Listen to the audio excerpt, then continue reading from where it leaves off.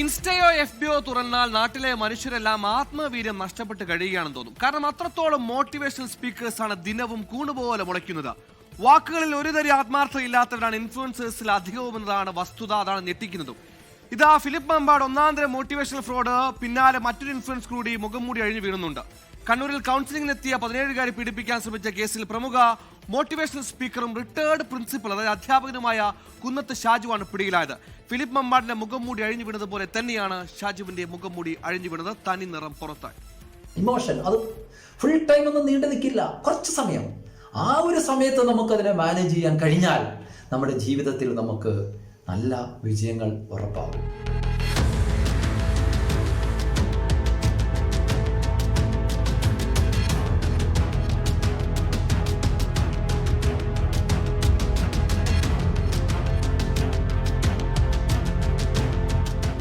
സാമൂഹിക മാധ്യമങ്ങളിലൂടെ നന്മ ഒഴുക്കി വഴിതെറ്റിപ്പോകുന്ന യുവത്വത്തെ നന്നാക്കാനിറങ്ങിയ കപട മോട്ടിവേഷൻ സ്പീക്കർ ഫിലിപ്പ് മമ്പാട് പിടിയിലായി ദിവസങ്ങൾ കഴിയും മുൻപാണ് മറ്റൊരു സെലിബ്രിറ്റി മോട്ടിവേഷണൽ സ്പീക്കറുടെ കൂടി തനിനിറം പുറത്താകുന്നത്.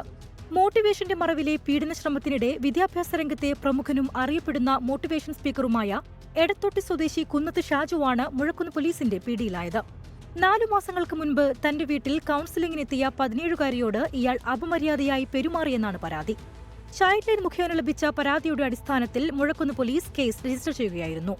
സ്കൂൾ പ്രിൻസിപ്പലായി വിരമിച്ച ഷാജു ഹയർ സെക്കൻഡറി വകുപ്പ് കരിയർ ഗൈഡൻസ് ആൻഡ് അഡോളസെന്റ് കൌൺസിലിംഗിന്റെ സ്റ്റേറ്റ് ഫാക്കൽറ്റിയായി പ്രവർത്തിച്ചു വരികയായിരുന്നു.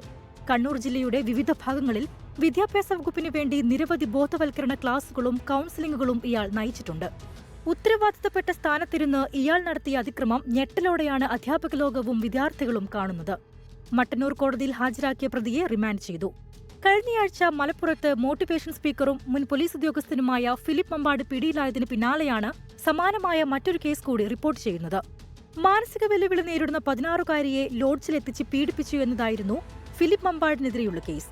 സോഷ്യൽ മീഡിയയിൽ ലക്ഷക്കണക്കിന് ഫോളോവേഴ്സുള്ള മൂല്യങ്ങളെക്കുറിച്ച് സംസാരിച്ചിരുന്ന ഇത്തരക്കാരുടെ തനിനിറം പുറത്തുവരുന്നത് സമൂഹത്തിന് വലിയൊരു മുന്നറിയിപ്പാണ് നൽകുന്നത്. 24 കണ്ണൂർ. ലോകത്തെവിടെയായാലും ഏത് സമയത്തും 24 വാർത്തകളും ഓഗ്മെന്റഡ് റിയാലിറ്റി പാക്കേജുകളും എക്സ്പ്ലെയിനറുകളും വിശദമായി കാണാൻ ഞങ്ങളുടെ യൂട്യൂബ് ചാനൽ നിങ്ങൾക്ക് സബ്സ്ക്രൈബ് ചെയ്യാം.